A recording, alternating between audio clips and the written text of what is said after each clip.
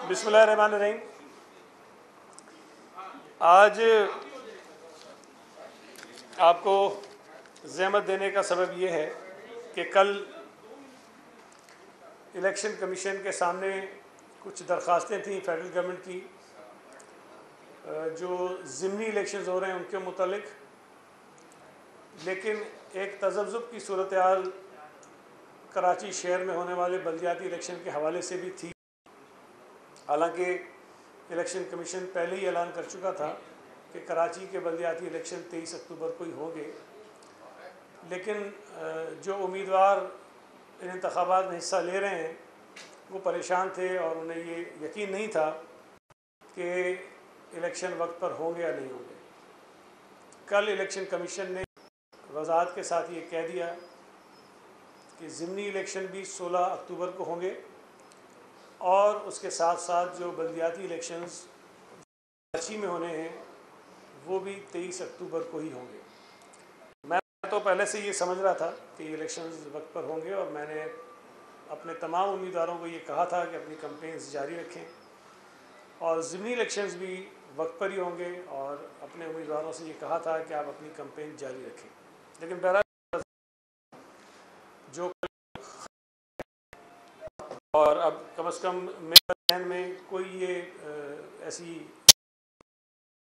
कि इलेक्शन ना हो, लिहाजा 16 अक्टूबर को अब से कुछ दिनों बाद कराची में 2 नशिस्तों पर कौमी असम्बली के इलेक्शंस होंगे और उसके बाद 23 तारीख को बल्दियाती इलेक्शंस जो है वो कराची में मुनक़्क़द होंगे। इस हवाले से चंद गुजारिशात थी जो मैं आपके ज़रिए कराची के अवाम के सामने और कराची से हटकर मुल्क के दीगर उन हल्के अवाम से बात करता हूँ जहाँ पर ज़िमनी इलेक्शन हो रहे हैं। इंतख़ाबात में इमरान खान ख़ुद हिस्सा ले रहा है सिवाय मुल्तान के, जहाँ पर शाह महमूद कुरैशी साहब की जो बेटी हैं वो इलेक्शन लड़ रही हैं। की तमाम नशिस्तों पर शायद इमरान खान ही है। इस्लामाबाद हाई कोर्ट में इलेक्शन हैं और बाकी में इलेक्शन हो रहे हैं। मैं अपील करना चाहता हूँ उन तमाम लोगों से जिन हलकों में ज़िमनी इलेक्शंस हो रहे हैं।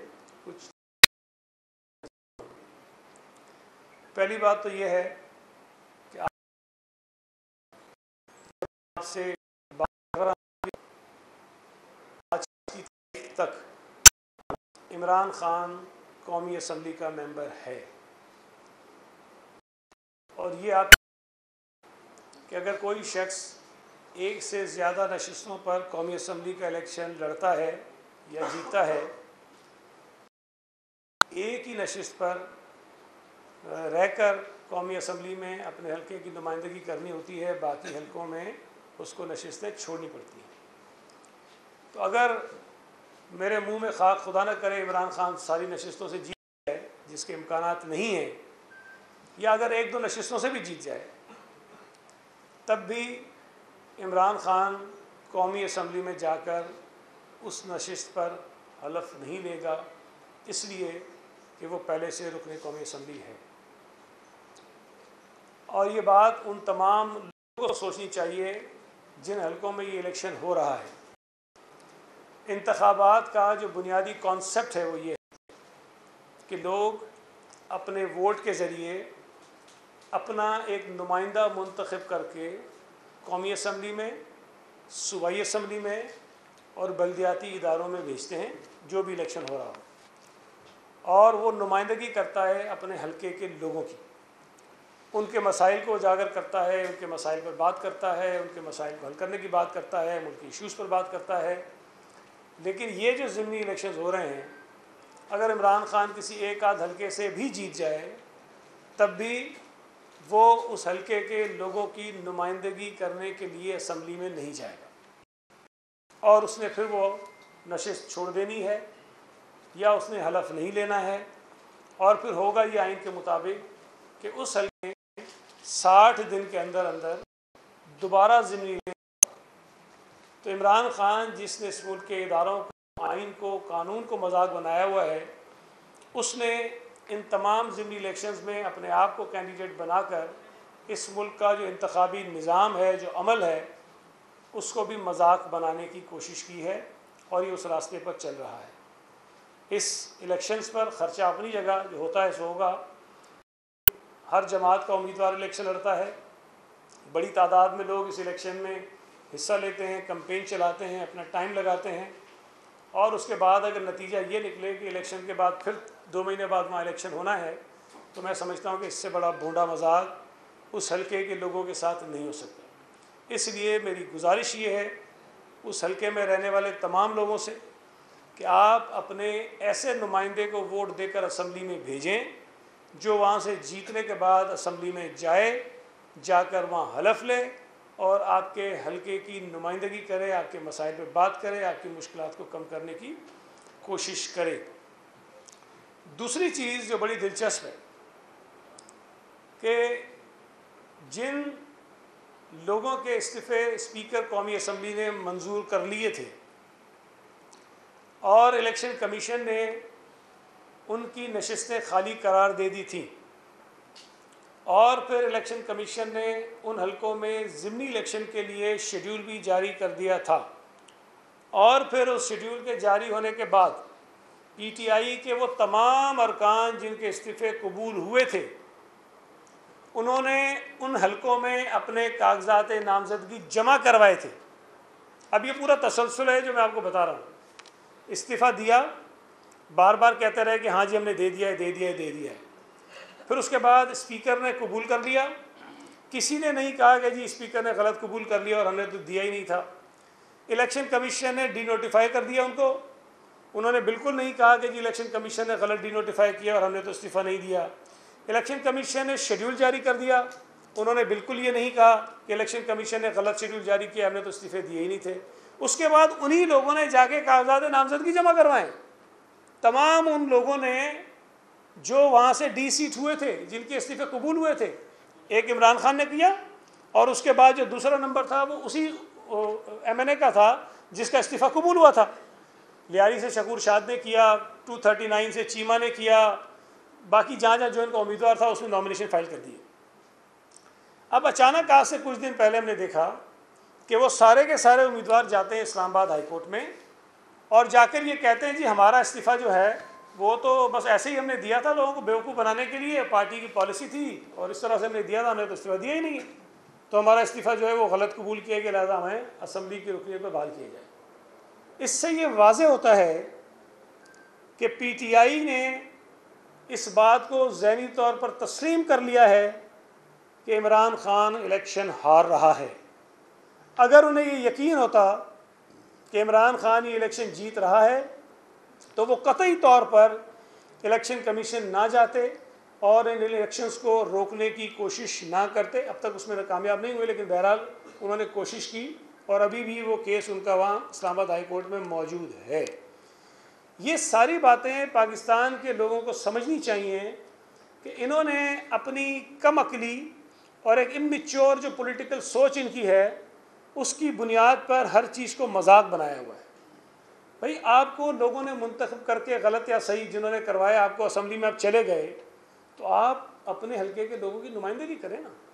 आपने इस्तीफ़े दे दिए हैं और इस्तीफ़े देने के बाद आप असम्बली नहीं जाते हैं, स्पीकर आपको बुलाता है कि आओ वेरीफाई करो, उसके लिए नहीं जाते हैं। अगर किसी का कबूल कर लेता है तो कहते हैं गलत कबूल कर लिया है। मतलब एक पूरा अजीब, एक पूरा जो साइकिल है मजाक का वो उन्होंने बनाया हुआ है। तो मैं गुजारिश करना चाहता हूँ उन तमाम 9 हलकों के लोगों से, 10वें में तो रोक दिया उन्होंने इलेक्शन, कि वो इमरान खान के ख़िलाफ़ जो कैंडिडेट खड़े हैं उनको वोट करें, ख़ास तौर पे जो PDM और उसकी इत्तेहादी जमातों के उम्मीदवार हैं उनको वोट करें, ताकि वो इलेक्शन जीतने के बाद आपको दोबारा एक इलेक्शन की एक्सरसाइज में ना जाना पड़े और आपके हलके के मसाइल जो हैं वो बेहतर तौर पे हल करा सके। अगर इससे भी हट जाए इमरान, फिर वो अगर जीत जाता है वो फिर रिज़ाइन कर देगा, छोड़ देगा, उस हलके में दोबारा इलेक्शन होगा, तो ये भी कोई एक मंतक नहीं बनती कि ये हम करें। दूसरी बात यह है कि अभी रिसेंटली कुछ ऑडियो लीक्स जो हैं वो सामने आई हैं। उसमें इमरान खान वो जो अमरीकी साजिश का ड्रामा इसने रचाया था कि एक साइफर आया, उसमें ये था और अमेरिकी साजिश हुई और इम्पोर्टेड हुकूमत आ गई और मुझे हटाने के लिए पता नहीं दुनिया की सारी ताकतें इकट्ठी हो गई, उसका सारा जो ड्रामा था वो खुल रहा है। ख़तरनाक खेल खेले जिससे पाकिस्तान की खारजा पॉलिसी दाव पे लगे और पाकिस्तान दुनिया में जो वैसे ही बहुत जिसको मुश्किलात का सामना है उसको और आप तनाई की तरफ धकेल दें। और बिला वजह दुनिया में बहुत सारे करते हैं, दूसरे मुल्कों के ख़िलाफ़ चीज़ें होती हैं, अगर होती हैं तो फिर बंदे को स्टैंड भी लेना चाहिए, लेकिन किसी चीज़ को गढ़ कर बेबुनियाद किसी को हासिल कर हुई नहीं बचाने के लिए आप पूरे मुल्क के मफादात को दाव पे लगा दें, ये किसी भी तरह से हुब्बुल वतनी नहीं है। मैं ये बात पता नहीं कब से कह रहा हूँ कि इस वक्त इस मुल्क के लिए जो सबसे बड़ा सिक्योरिटी थ्रेट है वो इमरान खान है। इमरान खान मुल्क दुश्मनी के रास्ते पे चल रहा है और इमरान खान जो कुछ कर रहा है वो अपनी ज़ात से आगे किसी चीज़ को देखना नहीं चाहता। यहाँ लोग फांसियों पे चढ़ गए, कोड़े खा लिए, जानें दे दी, लेकिन पाकिस्तान के मफादात को कभी भी नुकसान पहुँचाने की कोशिश नहीं की। और ये आदमी जो एक गलत तरीके से धांधली के ज़रिए हुकूमत में आया, उसको जब उससे हाथ निकाले गए, जब पार्लियामेंट को आज़ाद किया गया, सियासी जमातों को आज़ाद किया गया कि अपनी मर्ज़ी से फ़ैसले करो, और पाकिस्तान की तारीख़ में पहली मरतबा किसी वज़ीर आज़म को आइनी तरीके से निकाला गया, इस आदमी ने मुल्क के मफादात को नुकसान पहुँचाने में कोई कसर नहीं छोड़ी। ये अमरीकियों को ज़िम्मेदार बनाता था कि उन्होंने साजिश की है, और अब पीछे देखें कि अमरीकियों को मिलने तरले कर रहा है। उनके एम्बेसडर से भी मिल रहा है, पता नहीं कौंसल जनरल से भी मिल रहा है, वो उनके KPK की हुकूमत में भी जा रहा है, वहाँ उनको रेड कारपेट जो है वो सारी चीज़ें हो रही हैं। उनके वज़ीर जो हैं वो अपनी सदारती कुर्सियाँ छोड़ के अमरीकी एम्बेसडर को बिठा रहे हैं, ख़ुद साइडों पे बैठ रहे हैं, इतनी चमचागिरी कर रहे हैं कि किसी तरह जो पाकिस्तान को तो जो नुकसान पहुँचा सो पहुँचा, उसका एहसास नहीं है। वो जो अपनी जमात और अपनी ज़ात का ताल्लुक़ ख़राब हुआ है उसको कैसे हम ठीक करें। वहाँ पर जाके कंपनियाँ हायर कर ली हैं कि जनाब पाकिस्तान PTI की जो है वो यहाँ पे जो इमेज बिल्डिंग करो और अमेरिका में उनके जो इमेज उसको ठीक करने की कोशिश करो। ये सारी चीज़ें उन्होंने शुरू कर दी हैं। इमरान खान ने IMF के साथ मुआहदा किया, ख़ुद किया, उसके अंदर सारी शराइत थी कि पेट्रोलियम डेवलपमेंट लीवी लगाएंगे हम, स्टेट बैंक के साथ ये करेंगे हम, सब्सिडीज़ ख़त्म करेंगे हम, बिजली के ऊपर सब्सिडी ख़त्म करेंगे हम, पता नहीं क्या क्या चीज़ें उस मुआहदे के अंदर शामिल हैं सारी। और जब पता चला कि हुकूमत जा रही है तो IMF के उस मुआहदे को ख़राब करने की खुद ही काम शुरू कर दिया और उसकी वायलेशन शुरू कर दी, खिलाफ वर्जियाँ शुरू कर दी, वादा खिलाफ़ी शुरू कर दी, ताकि IMF जो है वो उससे पीछे हट जाए। और ये हुआ। उसके बाद जब नई हुकूमत आती है, ज़ाहिर है कि मुल्क के अंदर क्राइसिस थे, वो दोबारा IMF के पास गए। अब एक इदारे के साथ आपने एक मुआहदा किया, हुकूमत मुआहदा करती है, इमरान खान तो नहीं करता, हुकूमत पाकिस्तान ने किया इमरान की हुकूमत में, और उसकी जब खिलाफ वर्जी हो जाए, जब दोबारा जाएंगे मुआहदे के लिए तो उनकी शराइत सख्त होंगी।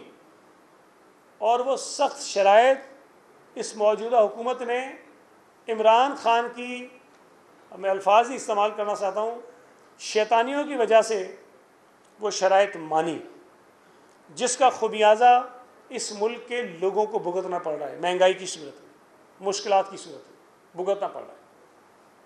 फिर शेख रशीद ने खुद कहा था कि इमरान खान जाते जाते आने वाली हुकूमत के रास्ते में बारूदी सुरंगें बिछा के गया है। ये बारूदी सुरंगें हुकूमत के रास्ते में नहीं थी, ये बारूदी सुरंगें पाकिस्तान के रास्ते में बिछाई गई थी, इसलिए कि उन बारूदी सुरंगों की वजह से जब तबाही हो रही थी हमारी मईशत की, उसका नुकसान शहबाज शरीफ को, बिलावल भुट्टो ज़रदारी को, मौलाना फजल रहमान को, या सिर्फ पीपल्स पार्टी और नून लीग या PTI मुखालिफ जमात से ताल्लुक़ रखने वाले पाकिस्तानियों को नहीं हो रहा था। वो लोग जो PTI के वोटर थे, वो लोग जो PTI के सपोर्टर थे, वो लोग जो आज भी इमरान के साथ खड़े हैं, मईशत की बर्बादी का जो नुकसान था, जो खुमियाजा था, वो हर पाकिस्तानी को भुगतना पड़ा। फिर जब IMF के साथ मुआहदा हो रहा था, होने लगा था, तो फिर शौकत तरीन की एक वीडियो ऑडियो जो है वो लीक होती है, जिसमें वो खैबर पख्तूनख्वा और पंजाब के वज़राए ख़जाना को ये कह रहा है कि तुम IMF को ख़त लिखो और तुम उनको कहो कि सूबों के बिहाफ पे जो वादे हमने किए थे कि हम IMF के साथ ये चीज़ें पूरी करेंगे, हम वो नहीं कर सकते हैं। मकसद ये था कि जो IMF के साथ एग्रीमेंट हो रहा है उसको किसी तरह वो सबोटेज करें, वो ना हो और खासा पाकिस्तान डिफ़ॉल्ट कर जाए और पाकिस्तान की मईशत जो है वो डूब जाए। और अगर ये सूरत-ए-हाल पैदा होती तो उसका खुमियाजा भी पीपल्स पार्टी, नून लीग और इमरान मुखालिफ लोगों को नहीं भुगतना पड़ता, उसका खुमियाजा भी हर पाकिस्तानी भुगतता, जो इमरान खान के साथ है वो भी और जो इमरान के मुखालिफ है वो भी। उन्होंने ये किया। इससे बड़ी मुल्क दुश्मनी और क्या हो सकती है? अब क्या ऐसी मुल्क दुश्मनी रखने वाले आदमी को, जमात को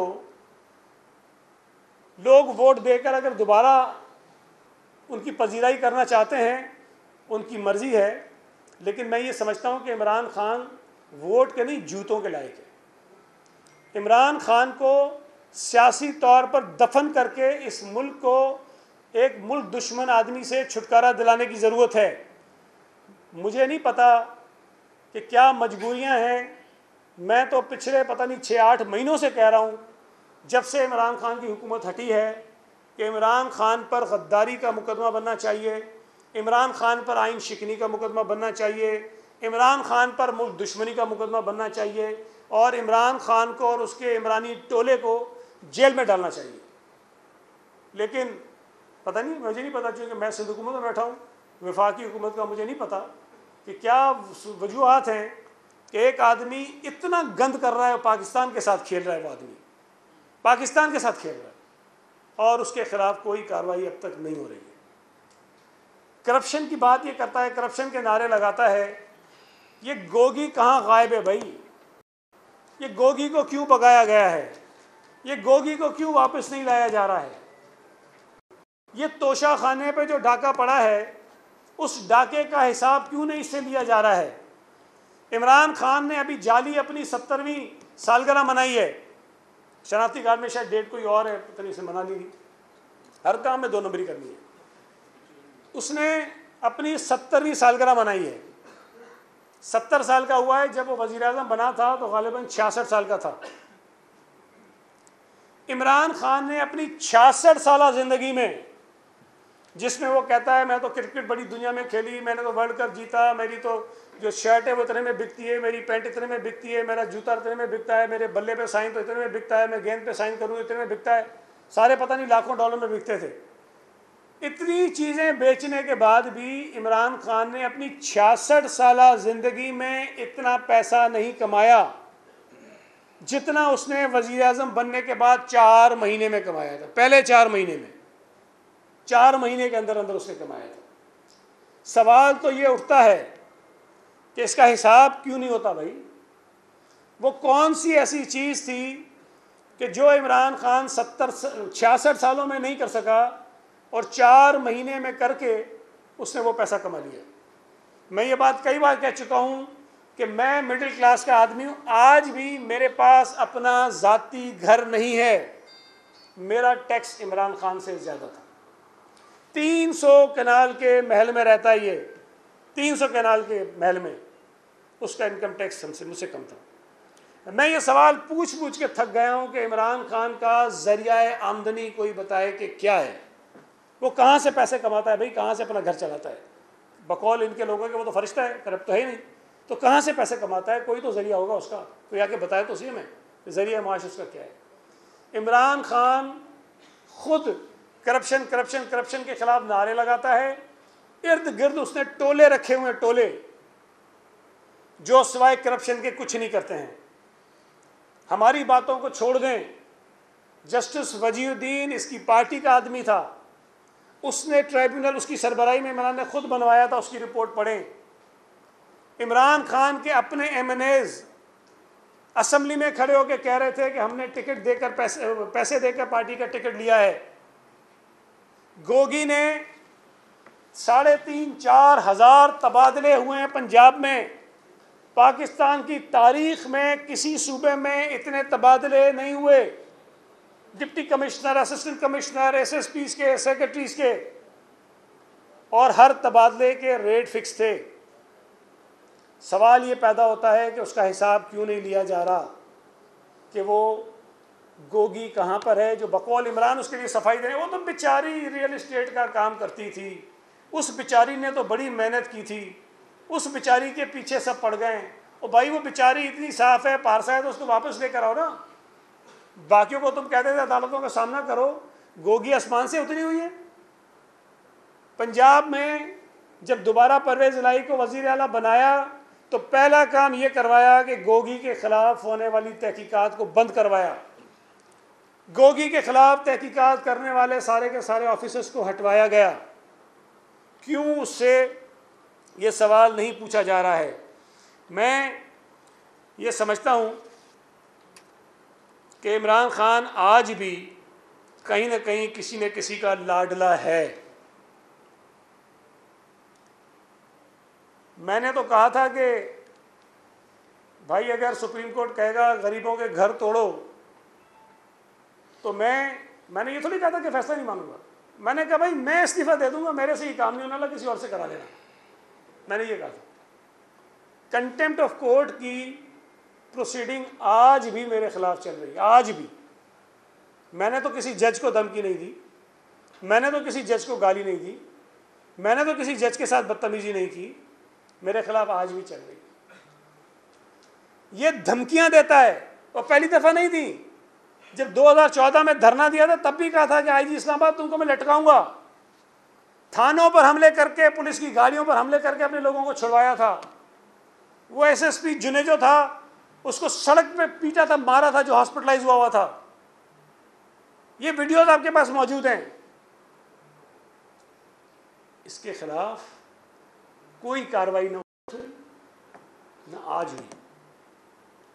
वो आज भी खड़े होकर धमकियां देता है अफसरों को, वो आज भी खड़े होकर धमकियां देता है जजेस को।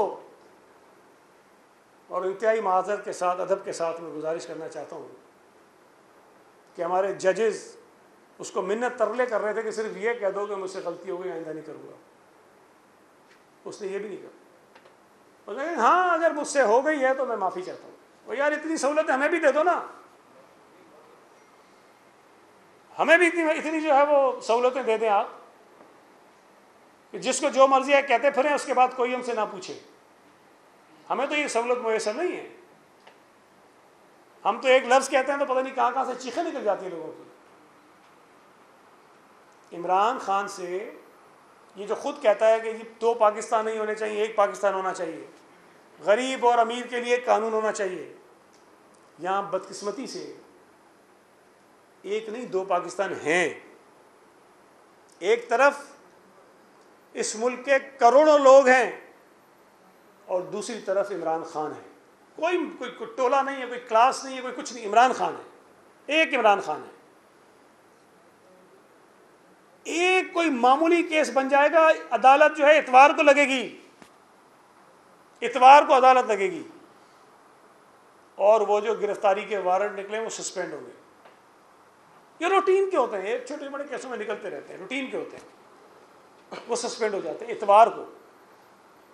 ये सहूलतें दें ना। जब आप कहते हैं एक पाकिस्तान होना चाहिए तो इस मुल्क में जितने लोग हैं जिनके वारंट निकलते हैं, आप उसको कहें कि रात को 12 बजे निकलेगा तो 12:30 बजे अदालत खुली होगी, आओ आके वारंट अपना सस्पेंड कराओ। ये इमरान की सहूलतें क्यों हैं? मैं तो आप लोगों से भी गिला करता हूँ, मीडिया के लोगों से भी। भाई मैं एक लफ्ज़ कोई आपको कह दूँ ना, एक लफ्ज़ कह दूँ कि तू बैठा हुआ ठीक नहीं है, आप मेरा वो हशर करोगे ना कि मेरी नाक रगड़वाओगे यहाँ पे सारी, और घर आके मैं तुम्हारे पैर पकड़ूंगा कि भाई गलती हो गई मुझसे, मुझे माफ़ कर दो, फिर मेरी जान छोड़ोगे आप लोग। उसने कहा एक चैनल को छोड़ के सारे चैनल किराए के टट्टू हैं। आज भी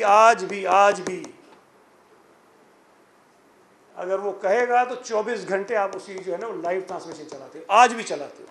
क्यों नहीं पूछते आप उससे कि भाई तुमने किस किस को किराए का टट्टू कहा है, किस बुनियाद पे कहा है, तुम्हारे पास सबूत है, किससे पैसे ले रहे हो? उसने कहा बाहर से पैसे आ रहे हैं चैनल्स को। या तो सचा होगा, आ रहे होंगे इसलिए आप कुछ नहीं बोलते। अगर झूठा है, इल्ज़ाम लगाया है, तो भाई उससे भी नाक तो रगड़वाओ ना, माज़रत तो कराओ, माफ़ी तो करवाओ, आपका भी लाग ले लो, कोई नहीं पूछता उससे। खुदा के लिए भाई वो मूल दुश्मन है। रेटिंग के चक्कर में आप पढ़ के इस मुल्क के साथ वो ना करें जो इमरान कर रहा है, उसका असल चेहरा लोगों को दिखाएं। ये जो कल कह रहा है कि मेरी गंदी गंदी वीडियोस बना रहे हैं, बना नहीं रहे हैं, बनी हुई है, तेरी बीवी ने कहा बनी हुई है भाई तेरी। उसने कहा था कि मैंने रंगे हाथों पकड़ा, जब तो मैंने जान छोड़ा इससे। किसको नहीं पता है? पहले से तैयार कर रहा है लोगों को गंदी गंदी वीडियोस बनाने में। हरकतें क्यों करते हो गंदी? फिर अब मुझे बताएं कि यार वो आदमी, मेरा तो देखें ईमान है, मैं गुनहगार आदमी हूँ भाई। दुनिया में जब से ये कायनात बनी है और जब तक ये दुनिया बाकी है, सादिक व अमीन एक शख्सियत थी, सिर्फ एक।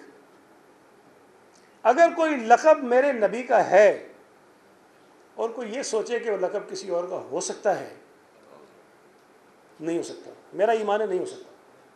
कितना ही अच्छा हो, नमाजी हो, परहेजगार हो, नेक हो, सारे हुकूक अदा करता हो, फरिश्ता सिफत इंसान हो,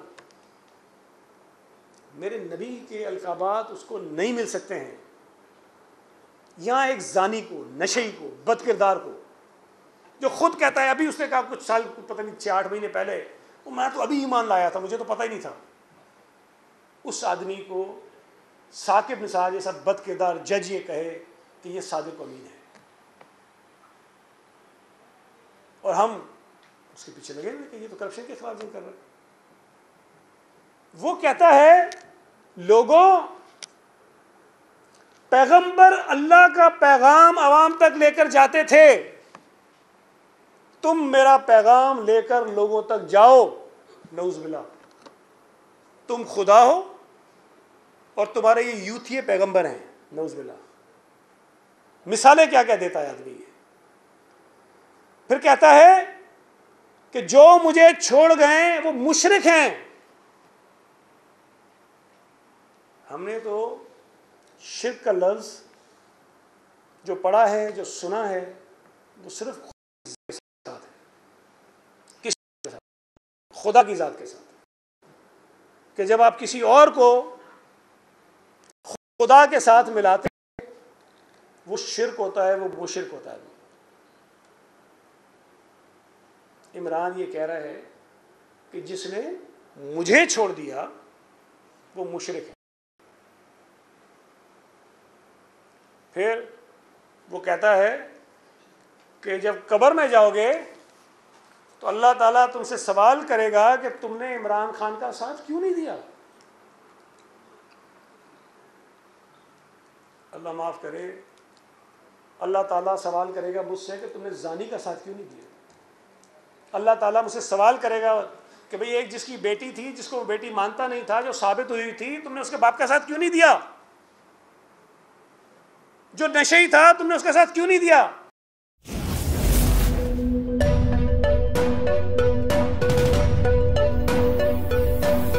यहां सबको सिर्फ 1 मिनट मिलेगा। And your time starts now.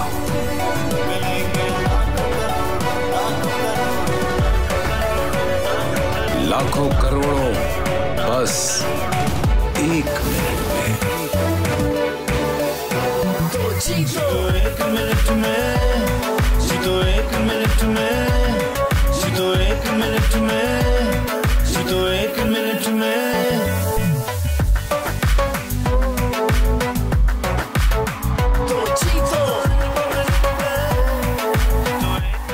जीतो 1 मिनट में, बुध और जुमेरात शाम 7 बजे, सिर्फ बोल एंटरटेनमेंट पर।